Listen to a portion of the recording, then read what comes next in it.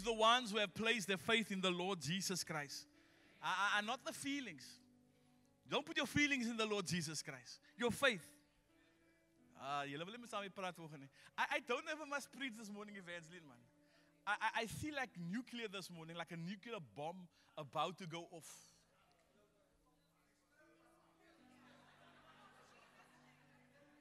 It might not be good for all of you. Greeting to the church of the firstborn from the dead. Greeting to the church where the spirits of just men are made perfect. Greeting to the church whose names are written in heaven. Greetings to the Redeemer of the Lord. Let the Redeemer of the Lord say so. Greetings to the church who through faith subdued kingdoms, wrought righteousness, obtained promises, and stopped the mouths of lions. Greetings to the church of whom the world is not worthy of. Annie. You're supposed to tell it to the neighbor next to you. You go, you're a dope. I'm watching you. Sê vir jou vrou, mama, laat vir jou vrou gesê. Ek praat met jou kleed en sê vir jou vrou. Anders gaan ek jou mic gee, my bro. Ja, dis 'n biblioteek, hè. You come here to be instructed. Greetings to friends and family. I wanted to read Colossians 2 verse 14 and 15, but I'm going to weave that in. As I was preparing this morning, my notes are done on a Tuesday already, but you have to prepare yourself. As I was preparing myself yesterday and today, let me take you back to my daughter's birthday. We wrote this song so that we can come in dancing, man. Julle verstaan, ek wil 'n bietjie afsou, man. And so, die maandagoggend toe ek wakker skrik, hoe sal my maandag gesê toe lê?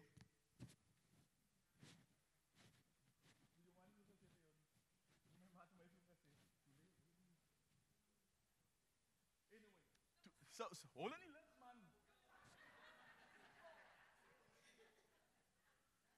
So I couldn't move. It was so painful. I cried, Olwen. A grown man of 56 crying because the pain is too much. And then it persisted. And then on the Monday evening, Sister Carmen came to me. She says, Donovan, there's warfare against you. The enemy wants to stop your motion. He wants to stop the movement of this church. And she gave me some strict instructions which I follow unto this day because I'm also a man under submission.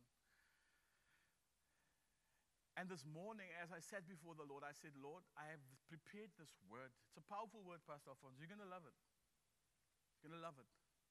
And I think I'm just going to give the basics because we have to get to the communion. I got the scripture, Acts 3 verse 19. And if you can just put that on quick, Acts 3 verse 19. And if you can just stand with me quick, then I can get this out of the way. And then I can preach the word to you. Acts 3 verse 19, a very well-known verse. And it says, repent therefore and be converted, that your sins may be blotted out, so that the times of refreshing may come to you from the presence of the Lord. And sometimes when we think about this word repent, we only think of bad things. But we never think that maybe the Lord says you must change your mind, you must metanoia, you must change your minds concerning specific things and be converted. That word converted means you must come to a place where your whole life has been turned around, that you have been raised qualitatively to a new level of excellence. That's what the word converted means. Not just bekeer. That your sins may be blotted out. And this morning, as I sat before the Lord, this is what I heard. Can I say what I heard? Some of us as married people are now so long married that there are things that we have done to each other that we've never said sorry for. Ons gaan net aan. Do you understand? So I'm not going to say you must come out now and all of these things. But I want us to read the scripture together. And then if the Lord convicts you, then whoever needs to repent this morning of something, this is not an altar this morning for you to come and run out and cry before the Lord. This is your personal repentance before the Lord. Is that okay? Can we read together? 1, 2, 3, let's go.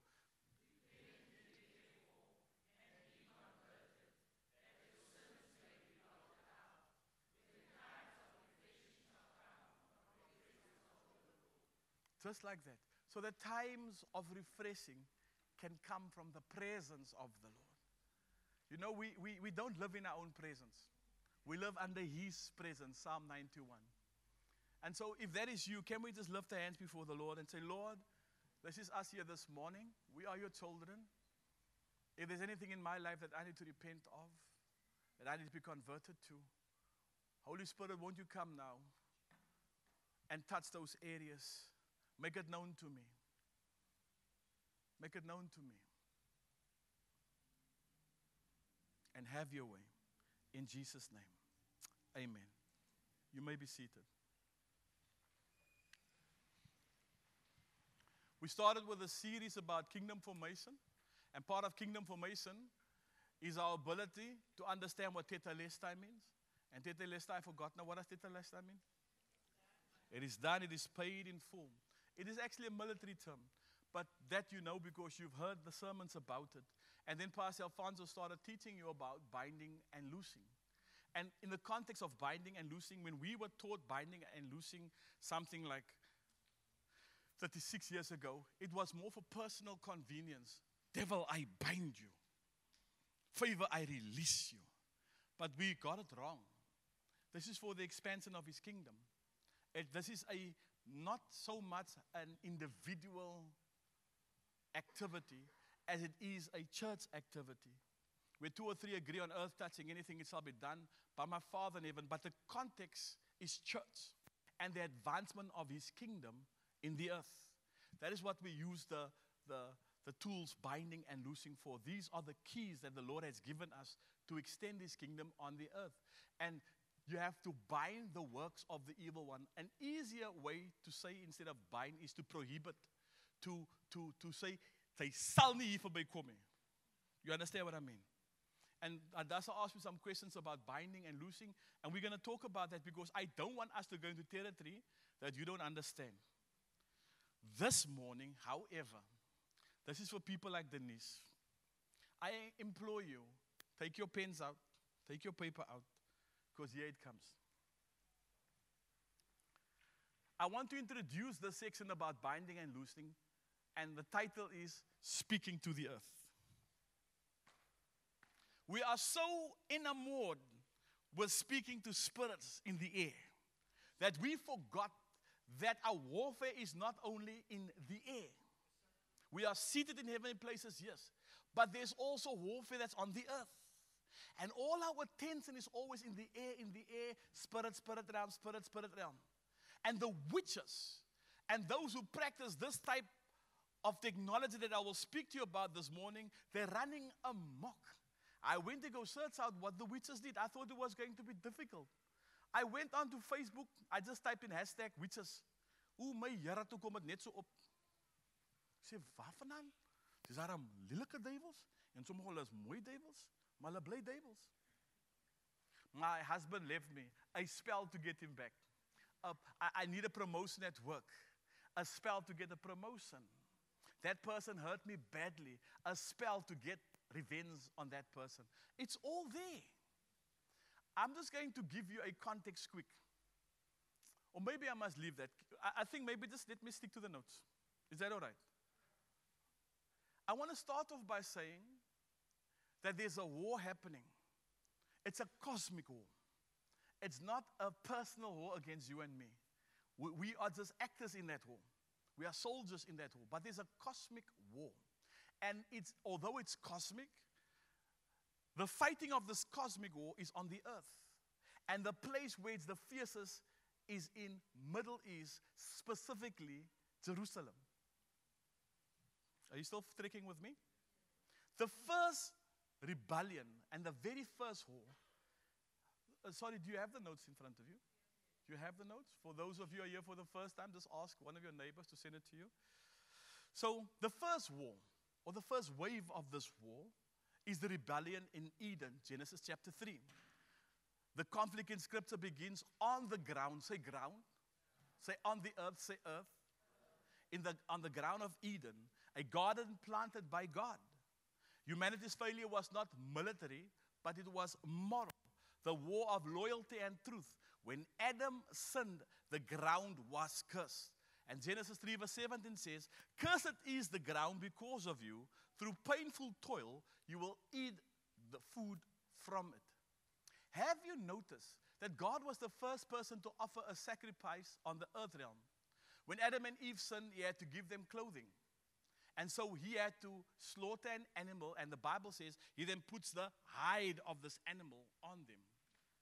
The second time there was a sacrifice that is tantamount to that one, but deeper, was when the blood of this person mingled with the earth.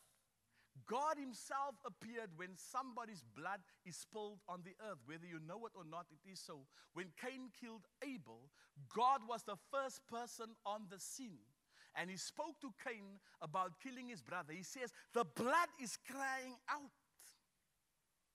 Where was it crying out from? The earth.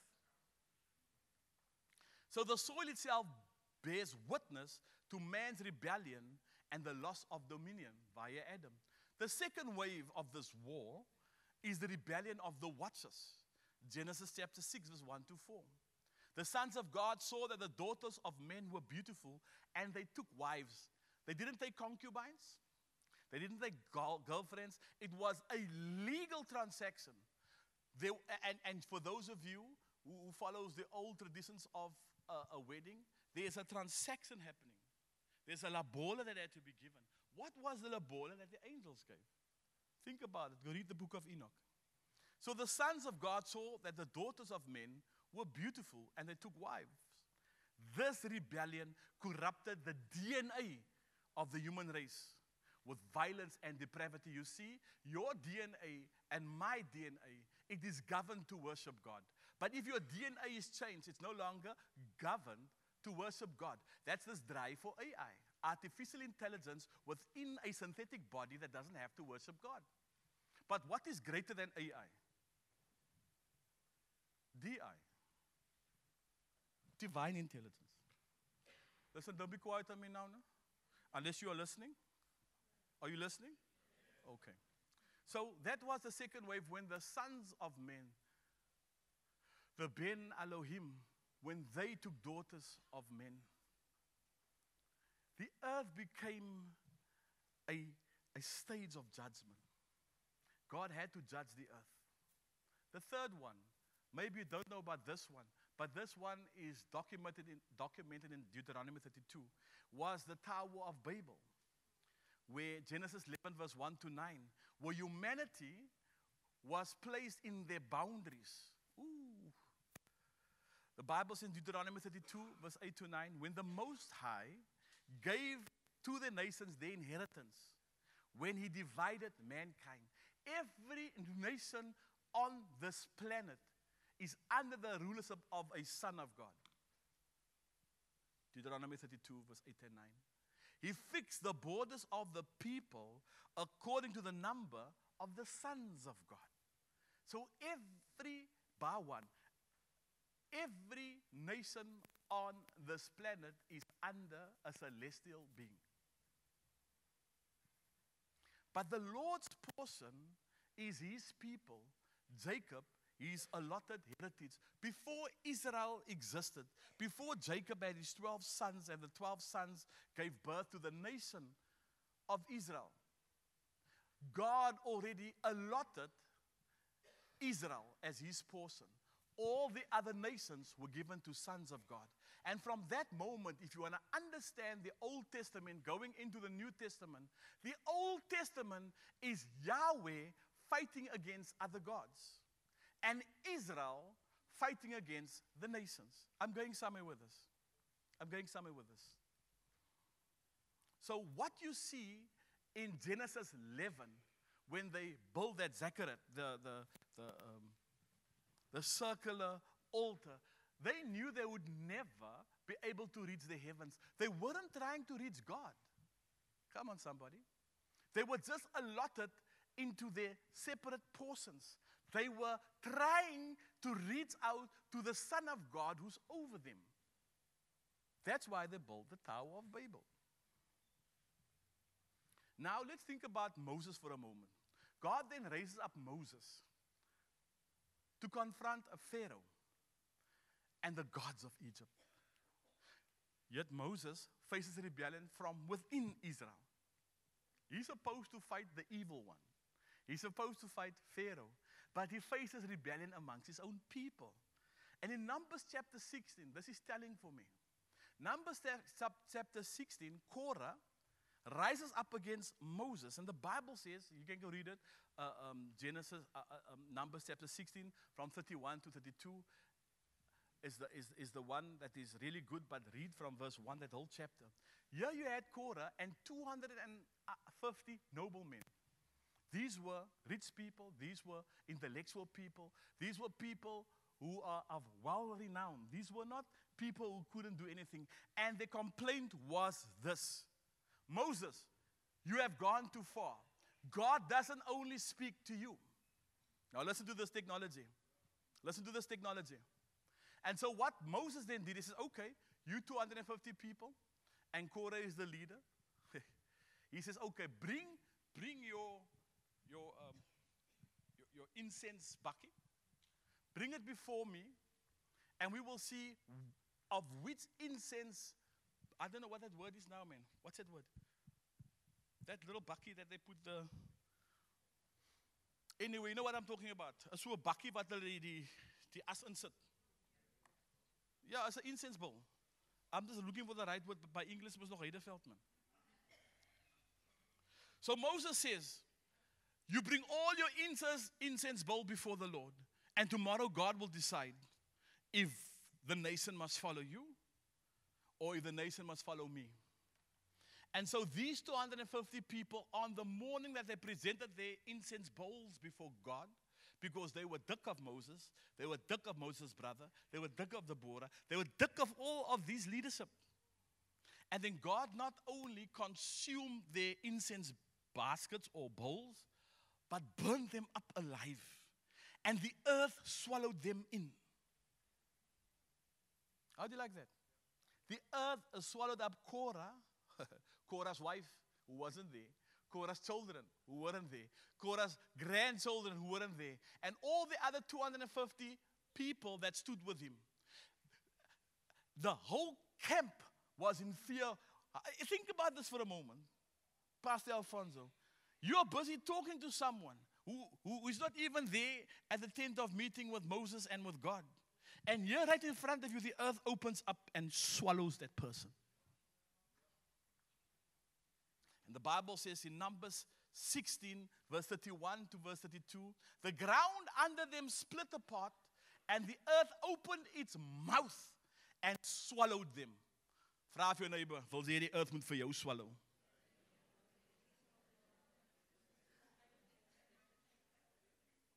Then respect divine authority. Now, let me not go there. I was going to say something, now I'll go to Joseph. God spared Joseph's life because Joseph, who married Mary, the mother of Jesus, was part of that clan. And in Jeremiah 22, verse 29, the word of the Lord says, I will declare you childless, and none of your children will sit on the throne. So even though Jesus had 4 brothers and 2 sisters that came from Mary and Joseph, Joseph never sat on the throne. Do you know why? Because Jesus was the one who always had to sit on the throne. But because of that thing that Korah did, they were called childless. So we're talking about generations and generations and generations. Joseph wasn't even there when they did that. Come on, somebody. You weren't there when your grandfather and your great-grandfather went to the Tokolos and to the Sliman and covenanted your family that must still be born. You don't know that. And if you think this is far-fetched, in my day when I was young, the old people, they walked around with bones in their bags. Or with beads in their bags. Niemand praat saam met my nie. But sy kiem ons na jou ma en jou ma se ma het gestap met hy goed. Praat terug saam met my. Das is nie goed, Lilith. Das is sehr goed, ja. This is what happened to our parents. They walked around with bones because they made a covenant about something. But I don't want to digress.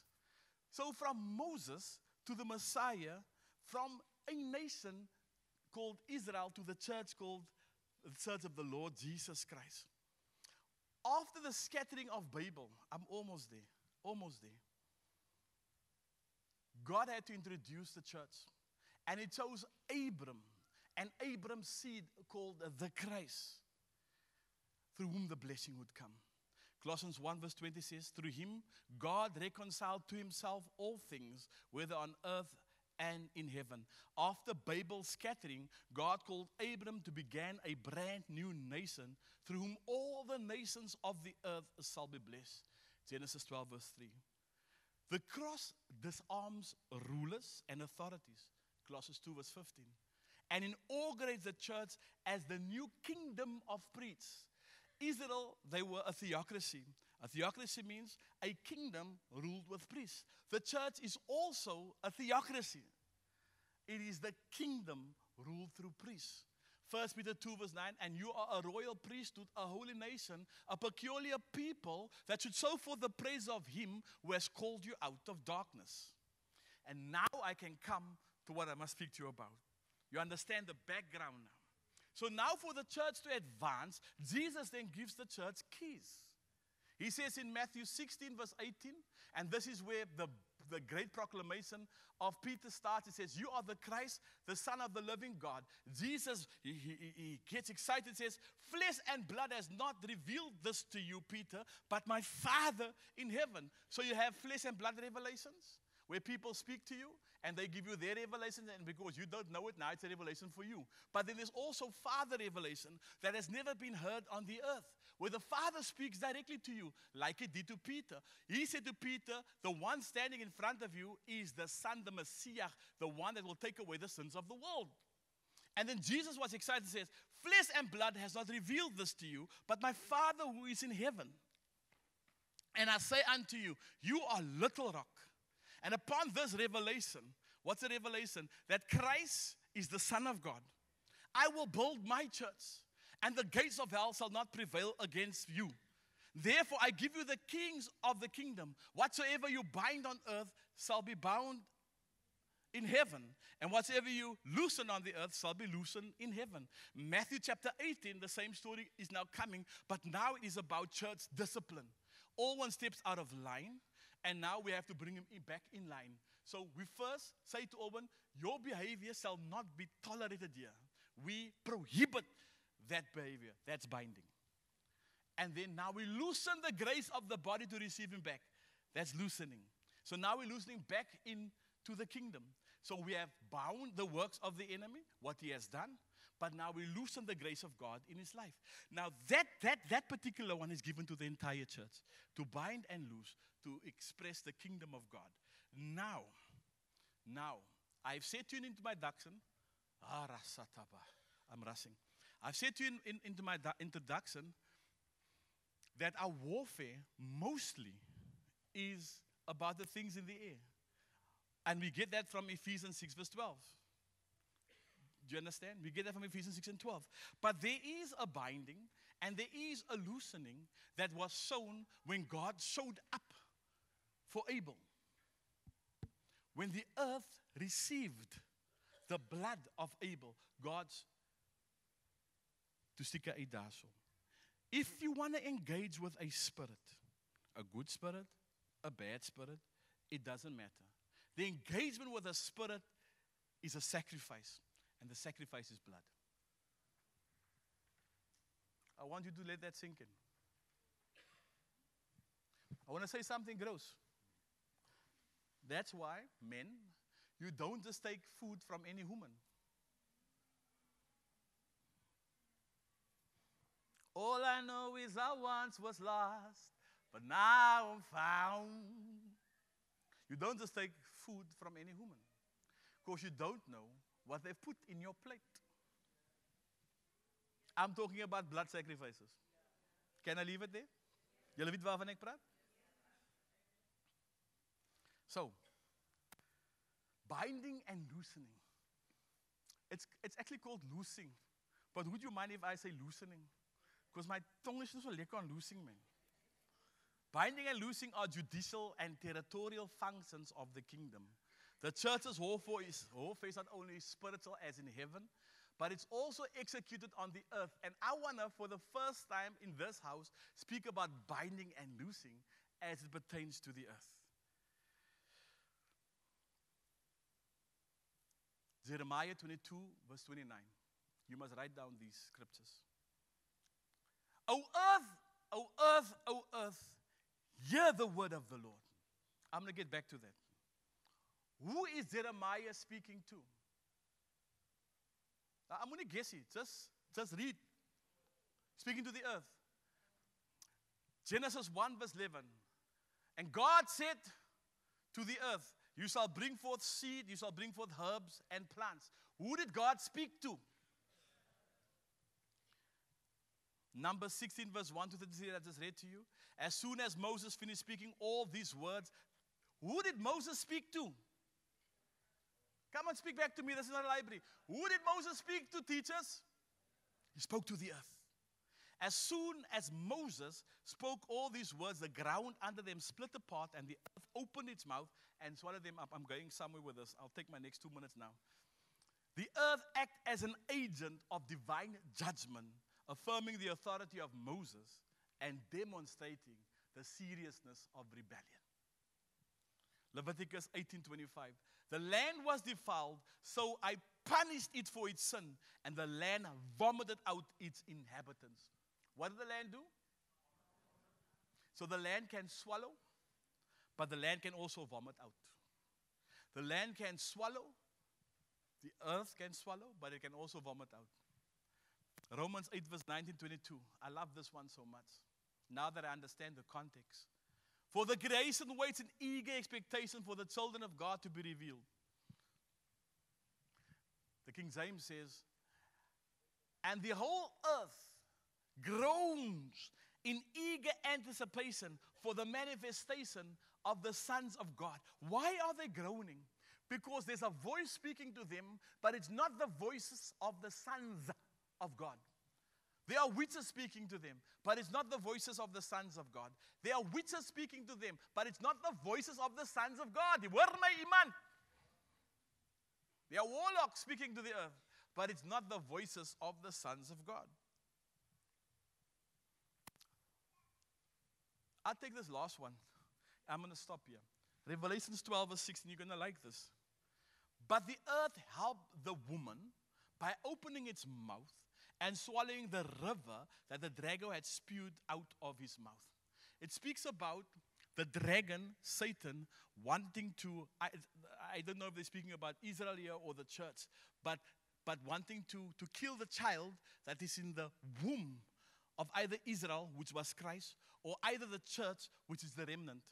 It's one of the two. But the point is the dragon poured out water over the pregnant woman to drown the child. But the earth opened its mouth and took the water from the dragon. And here's my favorite one. Where's Mr. Julius at the back there? Hosea 2, verse 21 and verse 22. In that day, say in that day. That day is this day now. In that day I will respond, declares the Lord. I will respond to the skies, and they will respond to the earth. And the earth will respond to the grain, and the new wine, and the olive oil. And they will respond to Jezreel. That's the New King James Version. But the King James says, and in that day, declares the Lord, I will respond to the heavens, and the heavens will respond to the earth.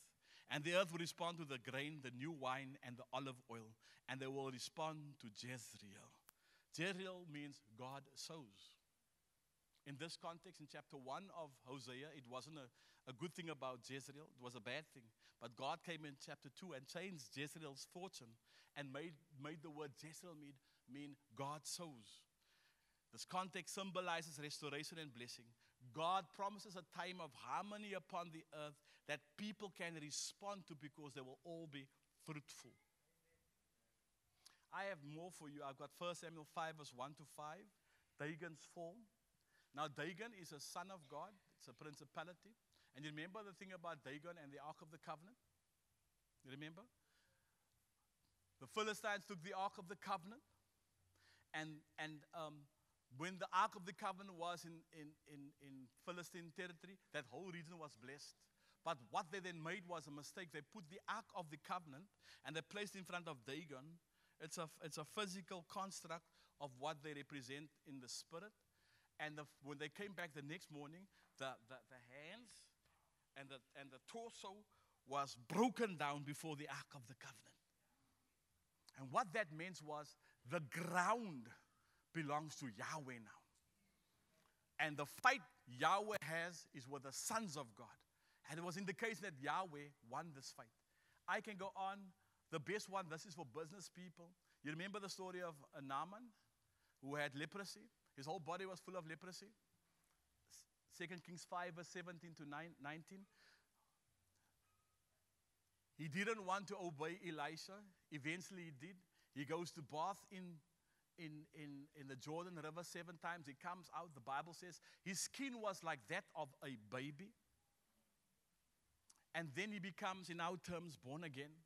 And Naaman asked Elisha, listen, I serve the God Yahweh now, but my God, my king still serves an idol God. Can I take of this earth here 2 mules full, so that when I go to the temple with my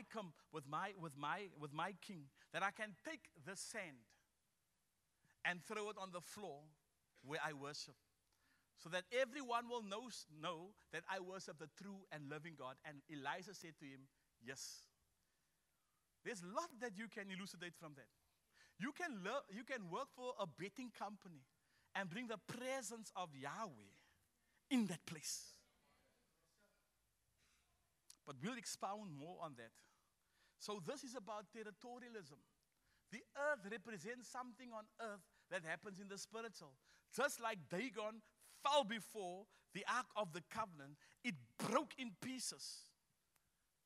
And up unto today, the country Syria, no one dares to remove that dirt there, because that's Yahweh's dirt.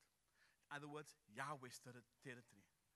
So after healing, Naaman asked for 2 muleful loads of earth, and he intended to worship Yahweh on holy ground, even if within a foreign nation. This gesture recognizes territorial holiness, the earth under Yahweh's authority. I am going to stop there because the next one is speaking to the earth in kingdom alignment.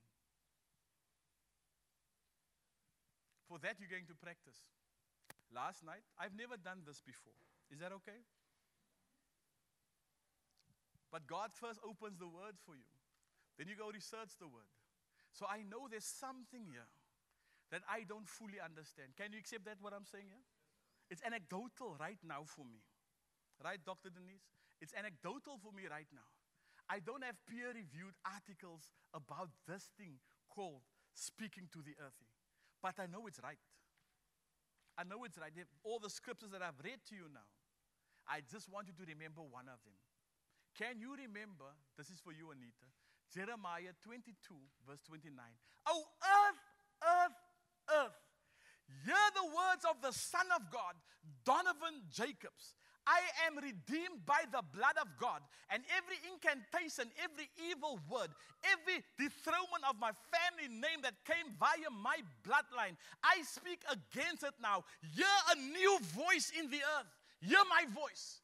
I speak that right now you will overturn every witch's incantation, every warlock's incantation, everything that came to a divorce in my life, a breakdown in my life, a devastation in my life. Hear my voice now and turn it around. Wherever blood was spilled against me, wherever words were spoken against me, wherever someone said something against me, my wife, this church, I now say to you, hear my voice. I speak as a son of God, redeemed by the blood of the Lamb. Your word says, let the Redeemer of the Lord say so. I am the Redeemer of the Lord, and I say so. You will hear my voice. I declare a new word in the soil. I declare a new word in the earth. I declare a new instruction in the earth. You will hear my voice.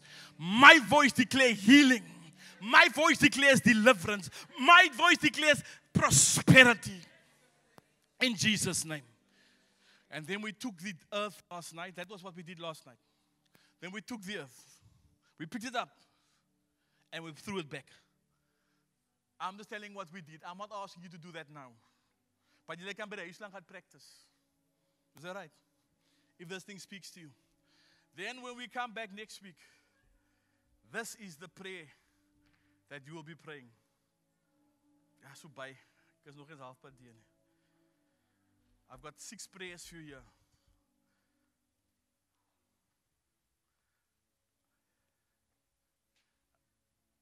Because I said to Anita, I'm going to write a prayer. This is the prayer that I would have said. Oh, earth, earth, earth. Jeremiah 22, verse 29. I am writing a new law to you. Hear my voice. Because the earth has never heard your voice. The heavens have heard your voice. Hell has heard your voice. But the earth has never heard your voice. And warfare is not just in the heavens. It's not just in the earth. It's also in the sea. Earth, record this day that I belong to the Lord. Let every evil edict written into this land be erased. Let every decree of stagnation, delay, sickness, or failure be revoked. Earth, now write a new law. The law of the Spirit, this is for every one of you, the law of the Spirit of life in Christ Jesus. Write my victory, write my calling, write my marriage, write my healing, write my breakthrough. And let it be done in heaven, but let it also be done in the earth. In the name of Jesus Christ, receive my voice and receive my instruction in Jesus' name. Receive that prayer in Jesus' name.